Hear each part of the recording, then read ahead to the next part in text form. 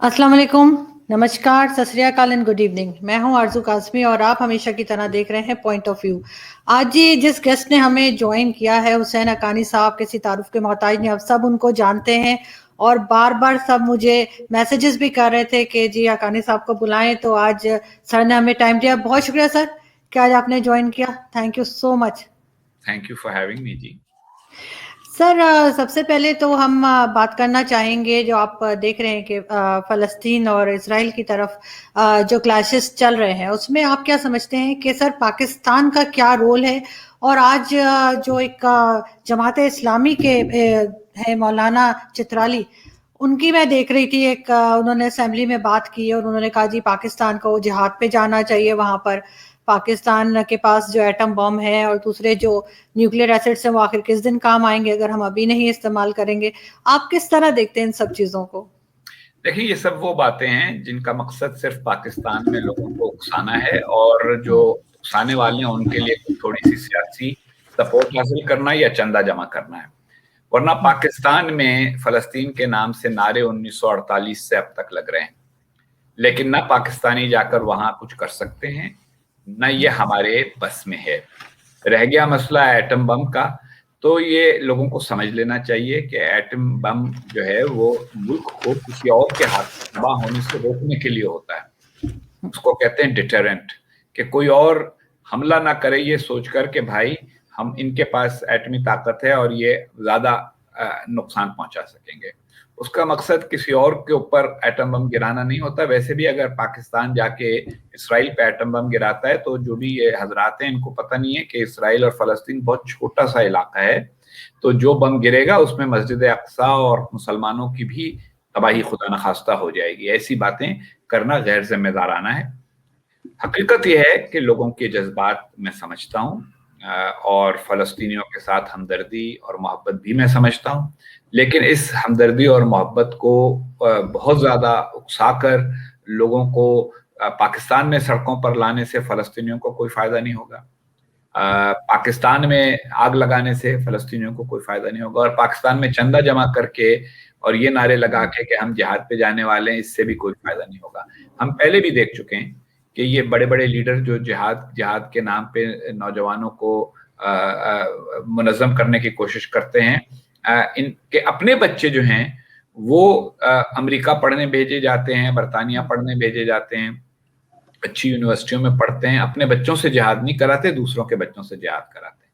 तो मेरा भी पाकिस्तानियों को मशवरा है कि फ़लस्तीनियों के लिए दुआ करें और उनके लिए नेक जज्बात अपने दिल में ज़रूर रखें, लेकिन इससे आगे फ़िलहाल पाकिस्तान का कोई और किरदार नहीं है। सियासी तौर पर पाकिस्तान हमेशा फ़लस्तीनियों की हिमायत करता है, शायद आइंदा भी करता रहेगा। सर पहले कहा गया था कि जी हम कश्मीर के साथ खड़े हैं, अब कह रहे हैं हम फ़लस्तीन के साथ खड़े हैं।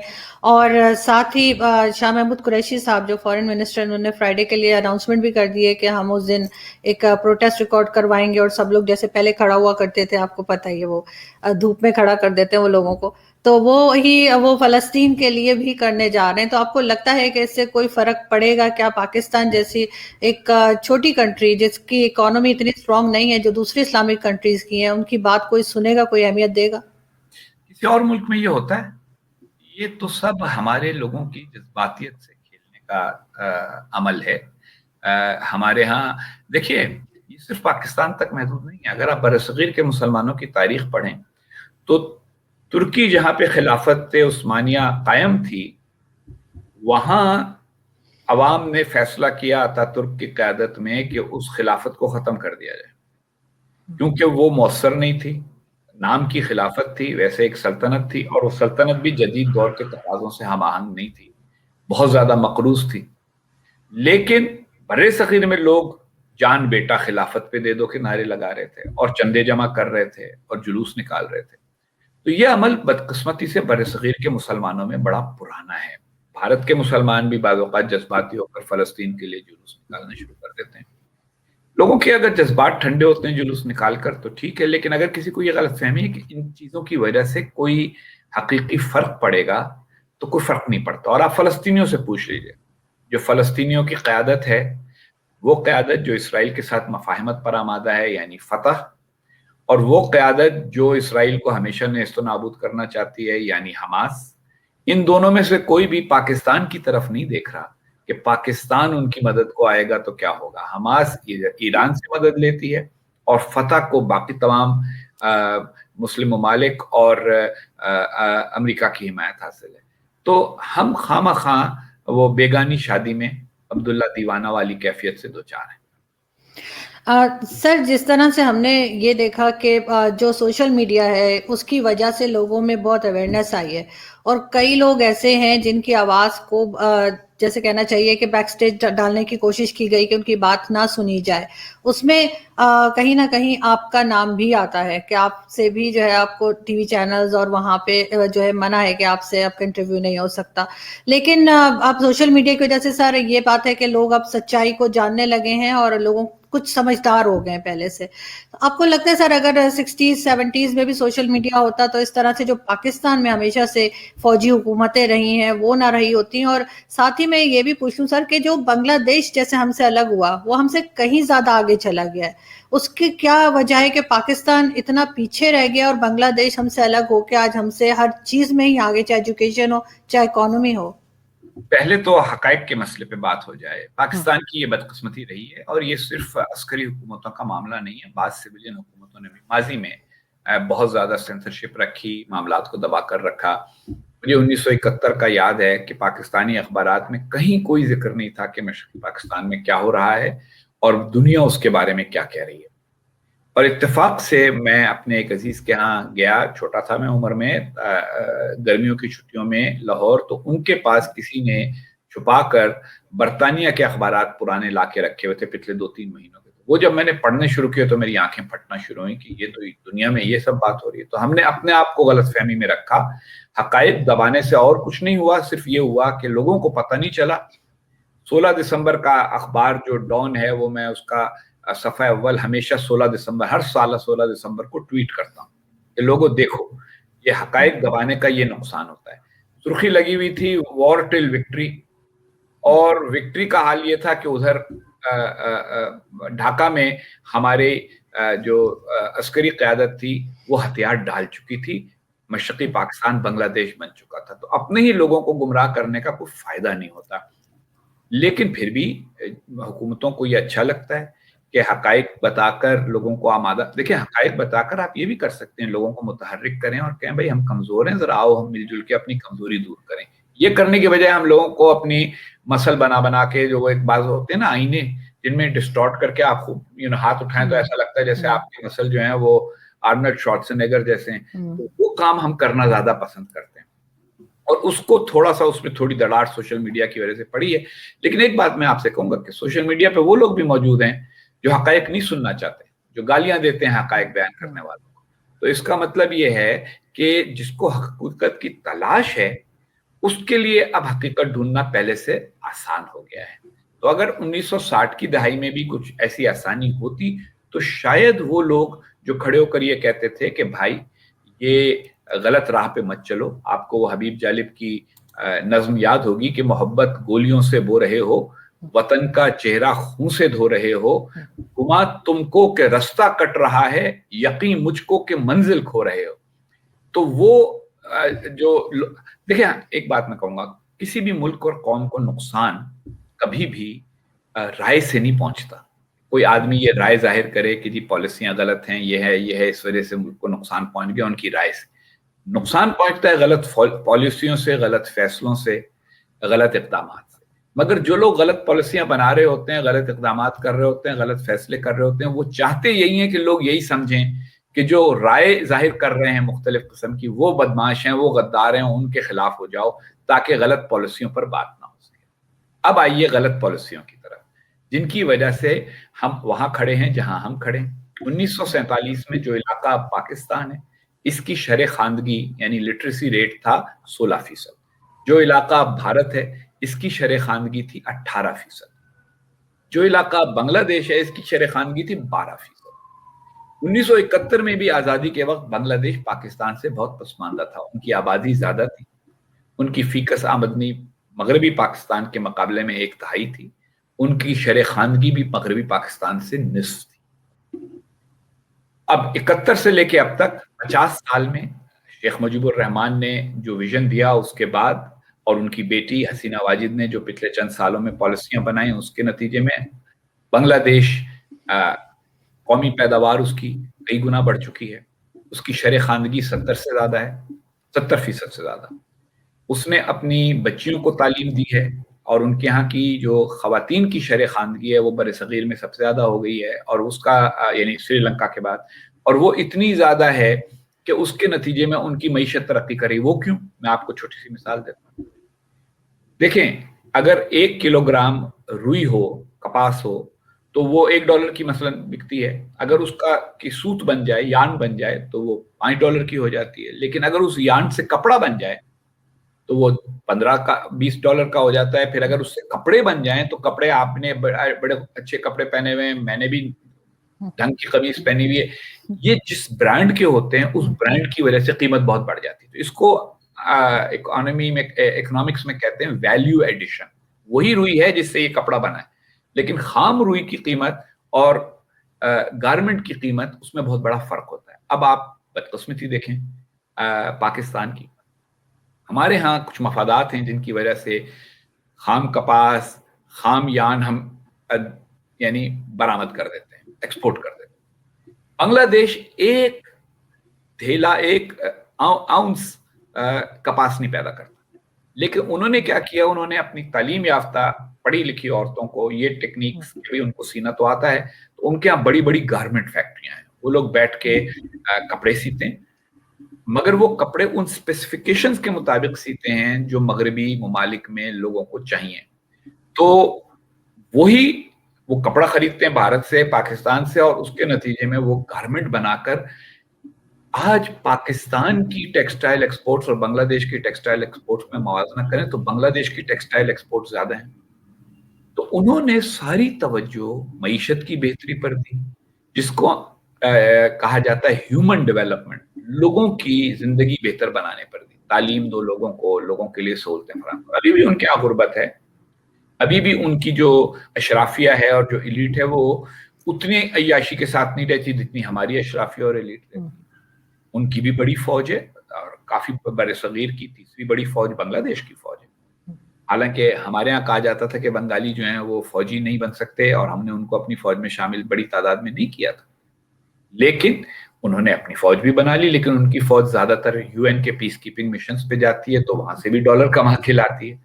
तो उनकी तरजीहात हमसे बड़ी मुख्तलिफ है। हमने क्या किया, हर 2-4 बरस के बाद हम किसी के साथ जिहाद करना चाहते हैं, हम अपने यहाँ अकलियतों को नहीं बर्दाश्त करना चाहते, हम बाकी दुनिया के साथ हर वक्त लड़ने के लिए तैयार रहते हैं।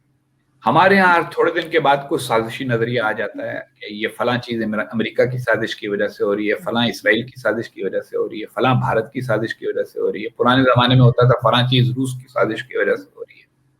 फिर अब आप देखेंगे कि जैसे जैसे चीनी पाकिस्तान में ज्यादा आना शुरू होंगे, ये कहानियां शुरू हो जाएंगी कि चीन ये साजिश कर रहा है, ये हो रहा है। साजिशी नजरियों से कौम को जाहिल रखने से पाकिस्तान की शरह खानगी 16% से बढ़ के सिर्फ 52% हुई है। अब भारत की 18 से बढ़ के हो गई है अब 72%। तो पाकिस्तान और भारत का 2% का फर्क था 1947 में, अब 20% का फर्क हो गया। ये तरजीहात हमने गलत रखी। हमारी तरजीहात हैं अस्करियत पसंदी, हमारी तरजीहात हैं एक खुद साख्ता नजरिए की बुनियाद के ऊपर पॉलिसियां बनाना, हमारी तरजीहात हैं जज्बातियत, हमारी तरजीह है दुनिया से लड़ना, ना कि दुनिया से ताल्लुकात बनाकर रखना। और हमारी तरजीह वही है कि अपनी मसल को एक उस वाले आईने में जिसके अंदर चीज बड़ी लगती है, यूं करके देख के खुद खुश होना कि दो जी हमारा डेल डोल कितना अच्छा है, हालांकि हकीकत उसके बरखिलाफ। सर, आप जर्नलिस्ट भी हैं, आप एम्बेसडर भी रहे यूएस में, और उस टाइम पे आप क्या समझते हैं कि यूएस के साथ रिलेशंस कैसे थे पाकिस्तान के, और अब कैसे हैं? दूसरा ये कि सर हमने तो हर चीज में मजहब डाल दिया ना, जो बांग्लादेश ने नहीं किया। हम हर चीज में मजहब ले आते हैं और आपस में भी कहता है कि बांग्लादेश का तो आईन कहता है कि बांग्लादेश एक सेकुलर रियासत है। वहाँ उनका यानी एक अक्सरियत का मजहब इस्लाम जरूर है, और इस्लाम के खिलाफ कुछ नहीं किया जाएगा जानबूझकर, लेकिन हर एक को अपना अपना मजहब रखने की इजाजत है। वही जो कुरान शरीफ में कहा गया है कि लकुम दीनुकुम वलिय दीन, तुम्हारा दीन तुम्हारे लिए, मेरा दीन मेरे लिए। इसी तरह से कलाम पाक कहता है ला इकराह फिद्दीन, दीन के मामलात के अंदर कोई जोर जबरदस्ती नहीं है। लेकिन हमने जोर जबरदस्ती को अपने यहाँ एक हिस्सा बना लिया है अपनी सोच का। रह गया सवाल अमेरिका से ताल्लुकात कैसे थे जब मैं सफीर था। तो पाकिस्तान को सबसे बड़ा एड पैकेज मिला, सिविलियन एड पैकेज $7.5 अरब का कैरी लुगर बिल की शक्ल में। उससे पहले कभी इतनी बड़ी सिविल इमदाद पाकिस्तान के लिए मंजूर नहीं हुई। पाकिस्तान को 16 F-16 तैयारे जो हैं वो डिलीवर हुए। पाकिस्तान को नेवी का एक जहाज मिला जो PNS आलमगीर बन गया। अमेरिका की नेवी में वो था USN मैकिनर्नी, लेकिन वो पाकिस्तान को दिया गया रिफर्बिश करके। पाकिस्तान को P-3C ओरायन तैयारे मिले, जासूसी तैयारे, जिनको बाद में आपको याद होगा दहशतगर्दों ने कराची की शाह फैसल बेस के ऊपर तबाह कर दिया। ये सब बेहतरी हुई। और दूसरी तरफ अफगानिस्तान के मसले पर पाकिस्तान का मौक़िफ़ सुनना शुरू हुआ। पाक भारत ताल्लुकात में कशीदगी आई तो अमेरिका ने अपना किरदार अदा किया, और फिर अमेरिका ने पाकिस्तान में अपनी मौजूदगी भी बढ़ाई और पाकिस्तान के साथ एक स्ट्रेटेजिक डायलॉग भी शुरू किया कि तवीलुल मियाद ताल्लुकात हमारे दरमियान के। तो ये तो अच्छी बातें थी, लेकिन वही लोग जो हर थोड़े दिन के बाद कौम को उकसाते हैं और जज्बात कौम के भड़काते हैं, वो इस काम पे लग गए कि लो जी हम तो अमेरिका की गुलामी पर तैयार हो गए। भैया, जब भी छोटे और बड़े का कोई लेन देन होगा तो उसमें बहरहाल बड़ा जो है उसका हाथ बड़ा होगा। दूसरी बात यह है कि हमारे यहाँ नारा लगता है कि जी हमें अमेरिका से आंखों में आंखें डाल के बात करनी चाहिए। अच्छा, मैं कहता हूँ आंखों में आंखें डाल के बात करने के लिए दोनों का कद बराबर नहीं होना चाहिए। अगर आप नीचे खड़े हैं और कोई और ऊपर खड़ा है तो आप आंखों में आंखें कैसे डालेंगे? आपकी तो आंखें कहीं दरमियान में अटक जाएंगी। तो वो वाले मसाइल जो हैं वो हमारे उस वक्त भी आड़े आए, और फिर कौम उसामा बिन लादेन के पाकिस्तान में पाए जाने पर यह गौर करने की बजाय कि उसामा बिन लादेन हमारे यहाँ था क्यों, उसको किसने पनाह दी, वो छुट के कैसे यहाँ रहा, और उन तमाम लोगों को की शनाख्त की जाए। और ये कि पाकिस्तान में अगर इस्लाम पसंद जिहादी ग्रुप मौजूद हैं तो उनके होते हुए क्या हम कभी भी महफूज रह सकेंगे कि दूसरे मुल्कों के लोग हमारे यहाँ आके रहना शुरू हो जाएं? उसामा बिन लादेन को पाकिस्तानी तो नहीं था, उसामा बिन लादेन ने को पाकिस्तान के लिए तो कोई लड़ाई नहीं की थी, तो फिर वो हमारे यहाँ क्यों रहा महफूज? किसने उसको महफूज रखा? ये बातें होनी चाहिए थी। ये बातें करने की बजाय कौम को इस तरफ लगा दिया गया कि ये जी अमेरिकन आ कैसे गए उसको मारने के लिए, हालांकि अक़वाम मुत्तहिदा की एक करारदाद थी जिसके बुनियाद पर अमेरिका ने इक़दाम किया था। और हम ये कह सकते थे कि अमेरिका का इक़दाम हमें इस लिहाज से बुरा लगा कि उन्होंने हमें बताया नहीं करने से, लेकिन उसका अंजाम अच्छा हो गया जो हमने शुरू में कहा भी था। लेकिन बस हम जज्बात की तरह में बहते चले गए, और फिर हमारी जो मजहबी सियासी जमातें हैं उनकी नारेबाजी बढ़ती चली गई। फिर हमारी सियासी क़यादत से कुछ गलती हो गई और उन्होंने उस मेमो गेट को, जो कि एक बिल्कुल ही छोटा सा मामला था, उसको एक बहुत बड़ा मामला बना दिया। सफीर बदलने से कोई फर्क नहीं पड़ता, 3-4 साल बहुत होता है सफारत करने के लिए, हमने कर ली, लेकिन उसको एक हंगामा बना के जिस तरह किया गया उससे अमेरिकनों का पाकिस्तान पर एतमाद खत्म हुआ। और अमेरिका में ये बात होने लगी कि भाई अगर एक पाकिस्तानी सफीर जो अमेरिका में अच्छा काम कर रहा था उसको इस बुनियाद पर हटाया जाएगा कि वो कोट अनकोट प्रो अमेरिकन है, यही कहा जाता था ना जी। हुसैन हक्कानी साहब, ये जो इमरान खान है, इन्होंने भी फरमाया था कि हुसैन हक्कानी जो है ये अमेरिका में अमेरिका का सफीर है, पाकिस्तान का सफीर नहीं है। ऐसी जब आप बातें करेंगे तो दूसरे को आप ये पैगाम दे रहे हैं कि जो आपसे दोस्ती करेगा उसको हम जलील करेंगे। जब आपसे दोस्ती करने वाले को जलील किया जाएगा तो इसका मतलब है कि आपसे दोस्ती भी हमें नहीं चाहिए। उसके नतीजे में जो ताल्लुकात हैं वो आपने पिछले चंद बरस में देखे हैं, ना इमदाद रही है, ना कोalition सपोर्ट फंड रहे हैं, ना पाकिस्तान को कोई अस्करी इमदाद मिली है, ना कोई नए F-16 तैयारे आए हैं, ना कोई नया पानी का जहाज हमारी नेवी को मिला है, और अमेरिकनों का पाकिस्तान में आना जाना भी पहले के मुकाबले में बहुत ज्यादा दुश्वार हो गया। सर आप बिल्कुल ठीक कह रहे हैं, यानी जो कोई अच्छा काम करे या अच्छी बात करे पाकिस्तान ने उसकी कभी कदर नहीं की, चाहे वो आप हो, चाहे वो डॉक्टर परवेज हुद भाई हों, चाहे डॉक्टर अब्दुल सलाम हो या आदर्श कावस जी हो। लेकिन सर फिर भी मैं अगर भारत की बात करूं तो इन्होंने अभी कहा बाजवा साहब ने कि जिस तमाम पिछली बातें भूल जाएं और आगे बढ़ते हैं और दोस्ती करते हैं, और उसके बाद खुद ही जो है वो कभी कहते हैं कि जी हम उनसे चावल ले लेंगे, चीनी ले लेंगे, कभी कुछ कहते हैं और कभी खुद ही पीछे हट जाते हैं। लेकिन ये बहुत बार पहले भी हुआ है कि भारत के साथ टर्म्स बेहतर करने की कोशिश की गई, लेकिन हर बार पाकिस्तान पे किसी ना किसी तरह का इल्जाम आया और जो किसी हद तक साबित भी हो गया। लेकिन आप क्या समझते हैं कि क्या गलती हुई पाकिस्तान से और क्या गलती हुई भारत से कि हम अभी तक एक दूसरे के दुश्मन बने हुए हैं और LOC पे मुसलसल जो है अभी भी कभी मतलब अभी इन्होंने किया हुआ है कि जी अभी सीज फायर है, लेकिन फिर भी कुछ ना कुछ गड़बड़ चलती रहती है। आरजू, अगर आप कायदे आजम की सोच को देखें तो उन्होंने पाकिस्तान बनने के फौरन बाद कहा था, उनसे पूछा किसी ने कि भारत और पाकिस्तान के ताल्लुकात कैसे होने चाहिए, उन्होंने कहा जी भारत और पाकिस्तान अब दो मुल्क बन गए। वो तो कहते थे हिंदुस्तान और पाकिस्तान, तो उन्होंने कहा अब हिंदुस्तान और पाकिस्तान दो मुल्क बन गए हैं, अब हमारे ताल्लुकात ऐसे होने चाहिए जैसे अमेरिका और कनाडा के। आप अमेरिका और कनाडा के ताल्लुकात को देखिए, उनकी बहुत तवील सरहद है, लेकिन उस सरहद पे कोई दोनों की तरफ से फौजी यानी बड़ी मौजूदगी नहीं है। उनके दरमियान कई तनाज़े हैं।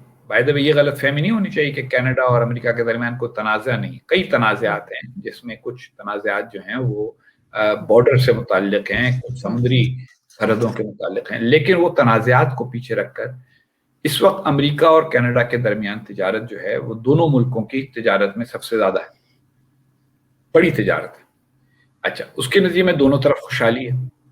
कनाडा वाले अमेरिका आते हैं, अमेरिका में आके कामकाज करते हैं, यहाँ डॉलर खर्च करते हैं, तो वो अमेरिका को उसका फायदा होता है। अमेरिकन कनाडा जाते हैं, अपने डॉलर खर्च करते हैं, वहाँ कनाडा वालों को फायदा होता है। हमारा मसला ये हुआ कि हमने अपने आप को नजरियाती रियासत करार दे दिया। तो अगर पाकिस्तान एक नजरियाती रियासत है और उस नजरिए में ये बात है कि जी दो कौमी नजरिए का एक जुज ये है कि ये दोनों कौमें कभी साथ नहीं रह सकती, तो ये अलग मुल्क बनने के बाद भी साथ नहीं रहेंगी। तो इसलिए एक नफरत फितरी पैदा कर दी गई। पहले भारत में इतनी ज्यादा शिद्दत नहीं थी पाकिस्तान के खिलाफ, अब वो भी बढ़ गई है। वो इसलिए बढ़ गई है कि उन्होंने मुंबई जैसा वाकया होता देखा है, तो वो कहते हैं कि जी ये तो वहां से आते हैं, ये जो हाफिज सईद और उनके चेले हैं, लश्कर तैयबा है, क्यों बना के रखा हुआ है। अच्छा, मेरा ये कहना है कि जनाब, लश्कर का मतलब है फौज, जैश का मतलब है फौज, सिपाह का मतलब है फौज।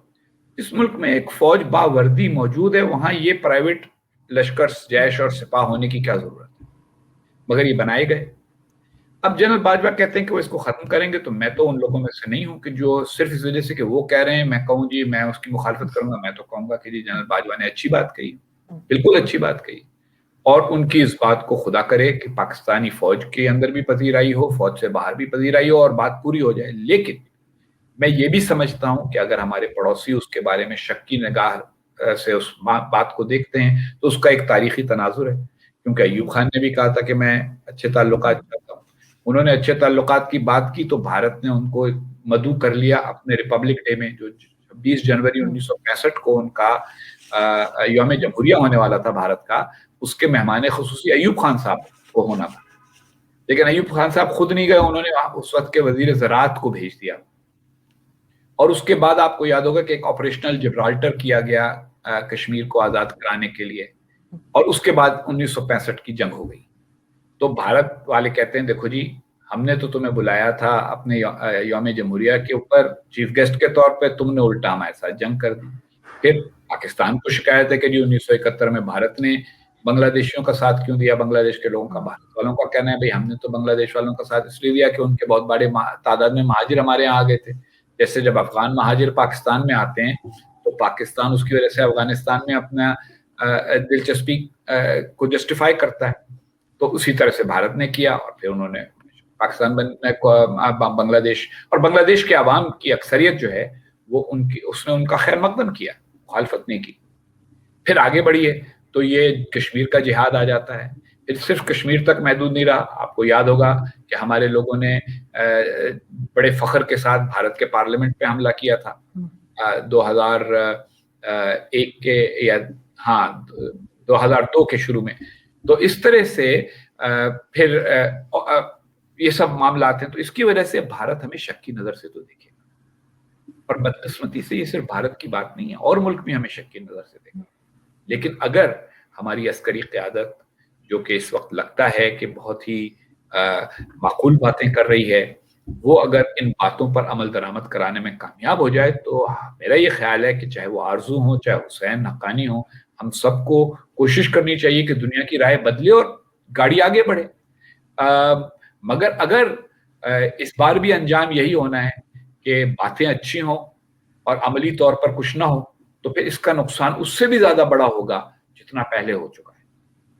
سر بہت سے لوگ یہ بھی بات کرتے ہیں یا ایک طرح سے یہ بھی الیگیشنز لگاتے ہیں پاکستان کی فوج کے اوپر یا اسٹیبلشمنٹ کے اوپر کہ یہ بھارت کے ساتھ تعلقات ٹھیک اس لیے بھی نہیں ہونے دینا چاہتے تاکہ ان کے جو یعنی جو ان کا فنڈ ہے جو انہیں دیا جاتا ہے ڈیفنس کے لیے وہ اس میں کمی نہ آئے، اور جیسے آپ دیکھتے ہیں کبھی ڈی ایچ اے بن رہے ہیں، ابھی بھی انہوں نے 5 لاکھ آم کے درخت کاٹ دیے ملتان میں ڈی ایچ اے بنانے کے لیے، کئی لوگوں کے کرپشن کیسز بھی سامنے آئے ہیں، لیکن ظاہر ہے کہ پولیٹیشنز جو ہیں وہ جیسے کہتے ہیں کہ وہ سافٹ ٹارگٹ ہوتے ہیں، ان کے بارے میں بات آپ کر سکتے ہیں لیکن آپ یہ نہیں کہہ سکتے کہ کسی ریٹائرڈ جنرل نے جو ہے کوئی کرپشن کی ہے، چاہے وہ عاصم سلیم باجوہ ہوں یا کوئی بھی۔ ساتھ ہی سر ایک چیز اور یہاں پہ کہ سویلین اداروں میں جا کے بیٹھ جاتے ہیں، ریٹائر ہونے کے بعد سویلینز جو ہے وہ گھر بیٹھے ہوتے ہیں اور یہ سویلین اداروں کے ہیڈ ہوتے ہیں، چاہے وہ اسٹیل مل ہو، چاہے پی آئی اے ہو، چاہے کچھ بھی ہو۔ ایسا کیوں آپ کو لگتا ہے کہ یہ یہیں پہ ایسا کیوں ہوتا ہے پاکستان میں؟ آرزو، یہ بات غور طلب ہے کہ کیا پاکستان باقی دنیا کے ممالک سے بہت زیادہ جدا رہ کر کامیاب ہو سکتا ہے؟ اکا دکا اور ملک ہیں دنیا کے جہاں پہ بوجوہ عسکری قیادت کے لیے خصوصی سہولتیں ہوتی ہیں، ورنہ امریکہ جیسے ملک میں بہت سارے ریٹائرڈ جنرل میرے دوست ہیں، ایک آدھ میرے پڑوسی بھی ہیں، وہ اپنا ریٹائر ہوتے ہیں، جو ان کی بچت ہوتی ہے اسی سے گھر لیتے ہیں، یا جوانی میں ہی اگر انہوں نے گھر لے لیا ہوتا ہے مورگیج کے اوپر تو وہ قسطیں سارا ادا کرتے رہتے ہیں۔ اب ہمارے ہاں ایک پورا نظام بنا ہے، وہ اس لیے بنا ہے کہ دیکھیے جس طرح سیاسی جماعتیں اپنے کارکنوں کو خوش رکھتی ہیں، اسی طرح سے جب سیاست میں گھسیٹ لی جائے فوج تو پھر اس کو بھی اپنی صفوں میں کچھ نہ کچھ خوشنودی تو پیدا کرنی ہوتی ہے۔ تو یہ ہمارے ہاں کچھ معاملات ایسے ہوئے ہیں تاریخی طور کے اوپر، لیکن اس کا ایک بہت بڑا منفی پہلو یہ ہے کہ پاکستان میں ایک سول ملٹری ایک غیر ضروری پولرائزیشن ہو گئی ہے۔ کوئی بھی ملک اس کا متحمل نہیں ہوتا۔ فوج کو ہمیشہ قوم کی حمایت چاہیے ہوتی ہے اگر اس کو مقابلہ کرنا، اور اگر فوج سرحدوں کے اوپر ہو اور دشمن کا مقابلہ کر رہی ہو تو ہر آدمی اس کے لیے دعا کرتا ہے، ہر آدمی اس کے لیے کچھ نہ کچھ کرتا ہے۔ مجھے یاد ہے 1965 کی جنگ میں 9 سال کا تھا، لیکن میں بیٹھ کے وہ پیکٹ ہم بناتے تھے فوجیوں کے لیے کہ ان کو بھیجنے ہیں، کہ ان کو کچھ راشن وغیرہ، ڈرائی چیزیں، کچھ اور چیزیں، کو تاش کے پتے مل جائیں، راتوں کو اگر جاگے ہوں تو کھیلنے کے لیے، ان کو ڈرائی فروٹ مل جائے، یہ وہ لوگ عام شہری بنا کے بھیجا کرتے۔ اس لیے وہ فضا واپس اگر لانی ہے کہ عوام کا اعتماد فوج کے اوپر ہو، فوج عوام کے ساتھ محبت کے ساتھ رہے، تو ہمیں یہ سب چیزیں بدلنی ہوں گی اور ہمیں یہ محاذرائی ختم کرانی ہوگی۔ اس میں دونوں پہلوؤں پہ میں بات کروں گا۔ سویلینز کو بھی ہر وقت فوج کے اوپر اگر ہم فوج کو دیوار سے لگاتے رہیں گے، ان کے اوپر تنقید کرتے رہیں گے، ان کو گالیاں دیتے رہیں گے، تو وہ بھی پھر مطلب جس کو بھی زیادہ گالی دی جائے، جس کے اوپر بھی زیادہ تنقید کی جائے، وہ ذرا ڈیفینسو ہو جاتا ہے، تو وہ بھی اس کو بھی روکنا ہوگا۔ لیکن قانونی طور پر بھی ایسا نظام بنانا ہوگا کہ آپ جو سروس کے قواعد ہیں ان کے مطابق ہی ہر ایک کو سہولتیں ملیں، اور ایسا بھی نہ ہو کہ جو فوج میں جس نے سروس کی ہو اس کے لیے یعنی سب کچھ اویلیبل ہو، اور جو سول سائٹ پہ سروس کرے، مثلا ایک پولیس والا ہے وہ اپنی جان دے دیتا ہے، وہ بھی تو قربانی دیتا ہے نا، تو اس کو وہ انعام نہ ملے جو اس فوجی کو ملے کہ جو اپنی جان دیتا ہے، تو یہ ذاتی ہے۔ ہمارے ہاں یہ سول اور ملٹری تفاوت بھی ختم ہونا چاہیے اور محاذرائی بھی ختم ہونا چاہیے۔ اب رہ گیا یہ سوال کہ کیا یہ سہولتیں وہ وجہ ہیں جس کی وجہ سے ہم امن نہیں قائم کر سکتے؟ اس کا جواب میں بڑی ایک چھوٹی سی بات سے دوں گا۔ جب میں نوجوان صحافی تھا تو میں نے جنرل موسیٰ خان کا انٹرویو کیا تھا جو پاکستان کی فوج کے سربراہ رہ چکے تھے۔ میں نے ان سے سوال کیا کہ جی آپ مجھے یہ بتائیں کہ آپ آرمی چیف رہے، پھر اس کے بعد آپ مغربی پاکستان کے گورنر بنا دیے گئے، تو آپ آرمی چیف تو اچھے تھے، گورنر بڑے ناکام تھے، تو اس کا سبب کیا ہے؟ تو انہوں نے مجھے جواب یہ دیا کہ حقانی میاں بات یہ ہے کہ جب میری فوج کی ٹریننگ ہو رہی تھی تو انگریز کا زمانہ تھا، تو ہمارا سارجنٹ انگریز تھا، وہ ہم سے کہا کرتا تھا کہ سولجرز ڈیوٹی، مجھے جملہ اچھی طرح یاد ہے آج تک، soldiers duty is to locate the enemy and liquidate the enemy۔ सिपाही का काम यह है कि वो दुश्मन को ढूंढे और दुश्मन को खत्म कर दे। कहने लगे मगर जब मैं गवर्नर बना तो मुझे यही समझ में नहीं आया कि दुश्मन कौन है। मैं तो अपने ही अवाम का गवर्नर था ना, उसमें कुछ मेरे हामी थे, कुछ मेरे मुखालिफ थे, कोई दुश्मन तो नहीं था। तो मुझे समझ में नहीं आया कि किसको लोकेट करना है, किसको लिक्विडेट करना है। ये मेरा जवाब है कि हमारे यहाँ प्रॉब्लम क्या हो गया। प्रॉब्लम यह है कि बाकी तमाम ममालिक में कौम की सियासी क़यादत ये फैसला करती है कि दुश्मन कौन है, मुल्क का दुश्मन कौन है। फिर अगर मुल्क के अंदर भी कुछ लोगों को दुश्मन बनाना है तो वो अदालतें फैसला करती हैं कि गद्दार कौन है। हमारे ये सारे के सारे फैसले जो हैं ये उस एस्टेब्लिशमेंट के हाथ में आ गए हैं जिसकी ट्रेनिंग ये फैसले करने की है नहीं। उनकी ट्रेनिंग कानून की नहीं है, उनकी ट्रेनिंग सियासत की नहीं है, उनकी ट्रेनिंग मईशत को चलाने की नहीं। तो वो तो सिंपल सा उनको होता है, अच्छा जी ये भारत ने ये किया है, तो उनको उसके जो मफाहमती पहलू हैं, सियासी पहलू हैं, सिफारती पहलू हैं, वो समझाने वाला कोई होना चाहिए। मगर अब हमारे सिविलियन भी अपने अपने करियर को आगे बढ़ाने के लिए वो बात कहते हैं जो उनके ख्याल में फौजियों को खुश करेगी। तो सिस्टम पूरा का पूरा कमजोर हो गया है और उस सिस्टम में ये बात समझाना लोगों को मुश्किल हो गया है कि भाई भारत से तिजारत पाकिस्तान के मफाद में है। पाकिस्तान छोटा मुल्क है, हमें जितनी ज्यादा तिजारत बढ़ेगी हमारी मईशत उतनी ही उसके मुताबिक बढ़ेगी। और अगर जनरल बाजवा ये कौम को बावर कराने में कामयाब हो जाए और तिजारत खोल दे तो बहुत अच्छी बात होगी, लेकिन अभी हो नहीं रहा है, नजर नहीं आ रहा कि हो रहा है। लेकिन इसकी जरूरत है कि कौम को समझाया जाए कि कोई दुनिया में एक कहा जाता है कि Nations do not have permanent enemies, किसी कौम का कोई मुस्तकिल दुश्मन नहीं होता। बरतानिया और फ्रांस एक जमाने में दुश्मन थे, फिर दोनों हलीफ बन गए, फिर दोनों ईस्ट यूरोपियन यूनियन में साथ शामिल हो गए। जर्मनी और फ्रांस ने कितनी जंगें लड़ी, लेकिन अब वो एक दूसरे के दोस्त हो गए, तिजारत करते हैं, दोनों के दरमियान सरहद के ऊपर पासपोर्ट और वीजा भी चेक नहीं होता है। इसी तरीके के साथ जापान की अमेरिका के साथ जंग हुई, आज अमेरिका और जापान को देखें आप कैसे दोस्त हैं। तो इस बात के लिए जहनी तौर पर तैयार रहना चाहिए। लेकिन जब कौम को सिर्फ जज्बाती बातें बताई जाएं और कौम के जज्बात भड़काए गए हों मुस्तकिल, जी ये तो दुश्मन है और ये हमारे अजली अबदी दुश्मन है और ये तो इस्लाम और हिंदू मत की जंग है, तो फिर उसमें मफाहमत का दरवाजा खुला नहीं रहता। सॉरी मैंने किया, मगर जरूरी था कि बात के तमाम पहलू कवर किए जाएं। नहीं सर, बिल्कुल सर, लेकिन एक चीज है कि ये चीज जो आप कह रहे हैं, जो बाजवा साहब ने कहा है, और आपने कहा कि बाजवा साहब चाहें या बाजवा साहब समझें इस बात को तो तिजारत दोबारा शुरू करी जा सकती है। तो ये चीज तो आप नहीं समझते कि इमरान खान साहब को करनी चाहिए, ना कि बाजवा साहब को करनी चाहिए? और बाजवा साहब का जैसे कहते हैं बॉर्डर पे काम है ना उनका। बहुत सारी बातें ऐसी हैं जो इमरान खान साहब को करनी चाहिए और बाजवा साहब को नहीं करनी चाहिए। लेकिन इमरान खान साहब ने जिंदगी में बहुत कम काम ऐसे किए हैं जो उनके करने वाले थे सियासत में आने के बाद से। देखिए ना, सियासत में आकर आप जब सियासी पार्टी बनाते हैं तो ऐसा तो नहीं होता कि उस सियासी पार्टी में लोगों को शामिल कराने के लिए आप एस्टेब्लिशमेंट की मदद लें, मगर उनकी तो पार्टी मजबूत ही जब हुई है। वरना अगर आपको याद हो तो 1997 से पहले तो 1997 में बनी है ये, 97 में बनी है पाकिस्तान तहरीक-ए-इंसाफ, लेकिन 2010-11 से पहले तक तो इनकी पार्लियामेंट में एक ही सीट थी। तो जब 2013 में ये अचानक इतनी बड़ी पार्टी बने तो कैसे बने? वो सब लोग मौजूद हैं जिनमें शाह महमूद कुरैशी शामिल हैं, जिन्होंने खुद मुझसे कहा था कि जी मुझे अस्करी क़यादत ने उस वक्त की जो थी जनरल पाशा वगैरह, उन्होंने कहा था कि तुम पाकिस्तान तहरीक-ए-इंसाफ में चले जाओ। तो ये जिसकी पार्टी ही इस तरह से बनी हो और फिर जिसके पास बहुत ज्यादा सियासी फहम ना हो, तो वो तो सिर्फ ये देखता है कि किस चीज से तालियां बज सकती हैं। और जनरल बाजवा को अब मुश्किलात होंगी इमरान खान के साथ, क्योंकि इमरान खान जो हैं वो पहली बात तो ये कि बाकी दुनिया जो है वो तो कहती है कि अच्छा भाई आप दोनों अगर एक पेज पे ना तो इस पेज पर लिख कौन रहा है, लिखने वाला इमरान खान है या लिखने वाला बाजवा है? तो अगर लिखने वाला जनरल बाजवा है तो फिर लोग जनरल बाजवा की तहरीर पढ़ेंगे, इमरान खान को लिफ्ट कम करेंगे। और फिर इमरान खान का असल काम है आवाम को साथ लेके चलना, ये जनरल बाजवा का काम नहीं है।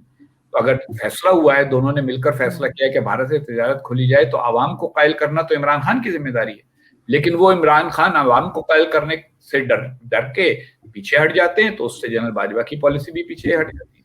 तो काम तो जनरल बाजवा का नहीं है, لیکن میں یہ کہہ رہا ہوں کہ جہاں آوے کا آوا بگڑ گیا ہے وہاں عمران خان سے ان کا کام کرنے کو کہے گا کون؟ لیکن سر نیب کسی بھی پولیٹیشین کو بلا سکتی ہے کہ یہ پیسے کہاں سے آئے، یہ گھر کہاں سے لیا، یہ گاڑی کہاں سے لی، لیکن عاصم سلیم باجوہ کو نہیں بلا سکی کہ اتنے پیزا فرانچائز کیسے بنائے؟ نیب کو تو اب ختم ہو جانا چاہیے. پہلی بات تو یہ کہ جو نیب نام بنایا گیا تھا بڑا یعنی اٹریکٹیو نام، نیب کر لیں گے لوگوں کو، اور یہ اکاؤنٹیبلٹی بیورو تو ہے نہیں، یہ تو ایک تماشا بن کے رہ گیا ہے. پہلی بات یہ ہے کہ دیکھیے جاسوسی کے ذریعے جو چیزیں جمع ہوتی ہیں، معلومات جمع ہوتی ہیں، وہ عدالتوں میں استعمال نہیں ہو پاتی. تو بہت سارے کیسز میں یہ ہوتا ہے کہ لوگوں کے اندر افواہیں مشہور ہوتی ہیں، جی آرزو کاظمی نے اتنے پیسے بنا لیے، حسین حقانی نے یہ لوٹ لیا وغیرہ وغیرہ.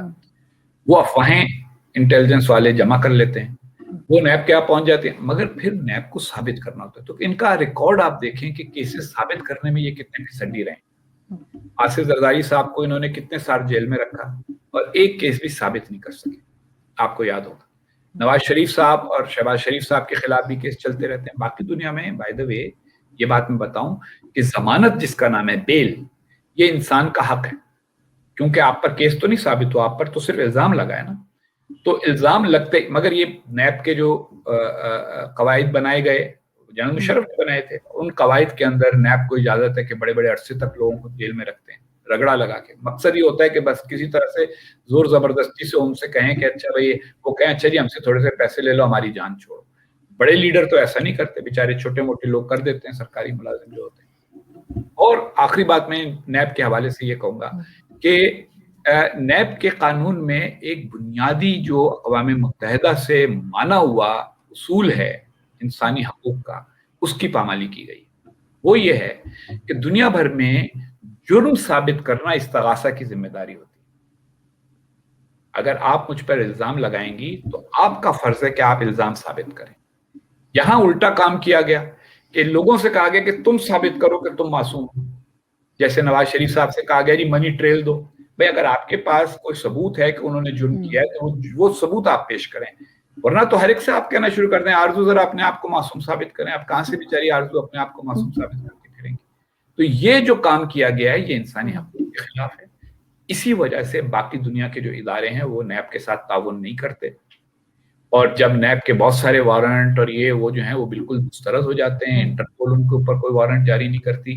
اس لیے اب نیب کا کام تمام کرنے کا وقت آ گیا ہے، اور یہ جو خامخواہ کی تنخواہیں ان لوگوں کو دی جاتی ہیں صرف لوگوں کو، سیاستدانوں کو بنیادی طور پر کرپٹ ثابت کرنے کے لیے بند کیا جائے.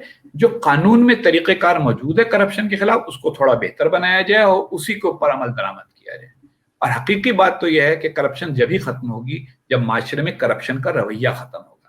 اگر کرپشن کا رویہ اس طرح ہے کہ بھئی آپ کریں تو ٹھیک، میں کروں تو برا، تو پھر اس سے کرپشن ختم ہونے والی نہیں. آپ بالکل ٹھیک کہہ رہے ہیں سر. لاسٹ میں صرف میں ایک بات آپ سے چھوٹی سی پوچھنا چاہوں گی کہ آپ سمجھتے ہیں کہ پاکستان میں چاہے وہ اسٹیبلشمنٹ ہو، چاہے پاکستان کے لوگ ہوں، چاہے گورنمنٹ ہو، ان کو دوسروں کو سننے کا حوصلہ پیدا کرنا پڑے گا. ایسا نہیں کہ جو بات کرے اس سے کہیں کہ یہاں سے نکل جاؤ، باہر جا کے بات کرو. ایسا نہیں، پاکستان میں بھی لوگ بیٹھے ہیں، اور اگر پاکستان کو ٹھیک کرنے کے لیے کوئی کرٹیسائز کرتا ہے تو ان کو سننا چاہیے. بالکل سننے کی تاب برداشت کرنی چاہیے، اور یہ بھی سمجھنا چاہیے کہ اگر ہم اپنے ہی گھر میں اپنے ہی گھر کی تعریف کرتے رہیں تو اس سے کوئی فائدہ نہیں. اچھا گھر وہ ہے جس کو باقی دنیا بھی اچھا مانے. تو ہمارا ہاں تو اب یہ ہو گیا ہے کہ ہم آئسولیٹ ہو گئے، باقی دنیا ہمارے بارے میں بالکل الگ سوچ رکھتی ہے اور ہم اپنے بارے میں بالکل الگ سوچ رکھتے ہیں، اور یہ تفاوت ہمارے مفاد میں نہیں ہے. ہمیں بات سننے کا حوصلہ بھی رکھنا چاہیے، اور یہ بھی سمجھنا چاہیے کہ کسی سے اگر آپ کی رائے کا اختلاف ہے تو یہ حق اور باطل کی جنگ نہیں ہے.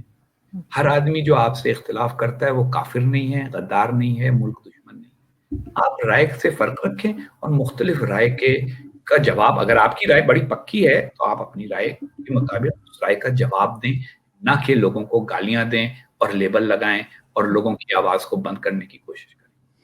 بالکل. اور ان کیس اگر کوئی کافر ہے بھی تو وہ اس کا مسئلہ ہے، اس کو ان کا پرابلم نہیں ہونا چاہیے کسی کا ریلیجن یا کافر کون ہے اور کون نہیں ہے، یہ اللہ تعالیٰ کا فیصلہ ہونا چاہیے. یہ فیصلہ اللہ تعالیٰ کرے گا، یہ فیصلہ کسی فرد کا نہیں ہونا چاہیے. اسی طرح غدار کون ہے اس کا فیصلہ کسی عدالت کو کرنا چاہیے. اگر آپ کے پاس ثبوت ہے عدالت میں مقدمہ لے جائیں، ثابت کروا لیں، پھر لگا دیں، اس کو آدمی کو سزا دیں. یہاں سزا وزا کسی کو نہیں ہوتی. آج تک غداری کے الزام پر کس کو سزا ہوئی ہے مجھے بتایا جائے تاریخ میں؟ کبھی بھی نہیں. صرف الزام لگایا جاتا ہے، شور مچایا جاتا ہے، جھوٹ بولا جاتا ہے اور ہنگامہ برپا کیا جاتا ہے. اور سر اب تو مار دیتے ہیں، اب تو سیدھے سیدھے گولیاں مار دیتے ہیں. اور یہ جو توہین رسالت وغیرہ کے باتیں ان کے اوپر گولیاں مار دی جاتی ہیں. تو یہ اس طرح ملک چلتے نہیں ہیں. دنیا کا کوئی اور ملک اس طرح نہیں چلتا. اسی وجہ سے ہم کھڑے ہوئے ہیں، بس اپنے آپ کو خوش کرتے رہتے ہیں یہ کہہ کے کہ ہم بڑے کامیاب ہو گئے. کسی بچے کا کو مائکروسافٹ کی ایکریڈیٹیشن ہو جاتی ہے، ہمارے یہاں سرخی لگ جاتی ہے. حالانکہ باقی دنیا میں کروڑوں بچوں کی ایکریڈیٹیشن ہو رہی ہے، لیکن ہم اس کے اوپر خوش ہو جاتے ہیں. کہیں کوئی چھوٹا سا کسی نے، جناب سعودی عرب نے ہم کو فطرہ دینے کا فیصلہ کر لیا. فطرہ دیا جاتا ہے مسکینوں کو. تو اگر ہمارا مسلمان برادر ملک ہمیں فطرہ دے رہا ہے اور فطرے کے 400-500 ملین ڈالر دے رہا ہے تو وہ ہمارے لیے قابل فخر کیسے ہو گیا؟ ہمیں کوئی ملک IMF ہمیں قرضہ دیتا ہے تو ہم کہتے ہیں اس سے ثابت ہو رہا ہے ہماری معیشت اچھی ہو رہی ہے. اچھا، قرضے ملنے سے خوش ہو رہے ہو بجائے اس کے کہ قرضوں کی ادائیگی سے خوش ہو، اپنی خوشحالی سے خوش ہو. ڈالر کے مقابلے میں روپیہ جو ہے، وہ روپے کی قیمت گرتی چلی گئی تو کہتے نہیں جی اس سے ہماری ایکسپورٹ بڑھے گی. آج تک کوئی ایکسپورٹ بڑھی؟ تو یہ جو باتیں ہمارے یہاں لوگ کی کرتے ہیں اپنے آپ کو خوش کرنے کے لیے، جھوٹ بولتے ہیں اور لوگوں کو جو سچ بولنے والے ہیں ان کے اوپر پابندیاں لگانے کی کوشش کرتے ہیں. اس سے ملک کو فائدہ نہیں، نقصان ہو رہا ہے. اور لوگوں پر لیبل لگانے سے بھی ملک کو کوئی فائدہ نہیں ہو رہا، نقصان ہی ہو رہا ہے. نہیں، آپ بالکل ٹھیک کہہ رہے ہیں اور بہت شکریہ سر کہ آپ نے آج جوائن کیا. جاتے جاتے میں ان کا ایک جھوٹ اور آپ کو بتاتی جاؤں کہ شاید لوگوں کو ہنسی آئے گی کہ کووڈ میں لوگوں کے ٹیسٹ نہیں کر رہے اور کہہ رہے ہیں کہ جی کیسز بہت کم آ رہے ہیں. پاکستان میں کیسز ہی نہیں ہے اور حال یہ کہ بہت کم ٹیسٹ ہو رہے ہیں. ہاں دیکھیں، پاکستان کا ٹیسٹنگ ریٹ باقی ملکوں کے مقابلے میں کم ہے اور ٹیسٹ نہ کرنے کی وجہ سے یہ کہنا آسان ہے کہ جی لیکن پتہ نہیں لوگ مر رہے ہیں، وہ خود بخود فطری طور پہ مر رہے ہوں گے، کوئی ٹیسٹ تو ہو نہیں رہا. یہ وہی باتیں ہیں جن کو میں کہتا ہوں کہ دل کے بہلانے کو غالب یہ خیال اچھا ہے. بالکل ٹھیک سر، اپنا بہت خیال رکھیے گا. ہوپ فلی آپ سے پھر ملاقات ہوگی. تھینک یو سو مچ، بہت شکریہ.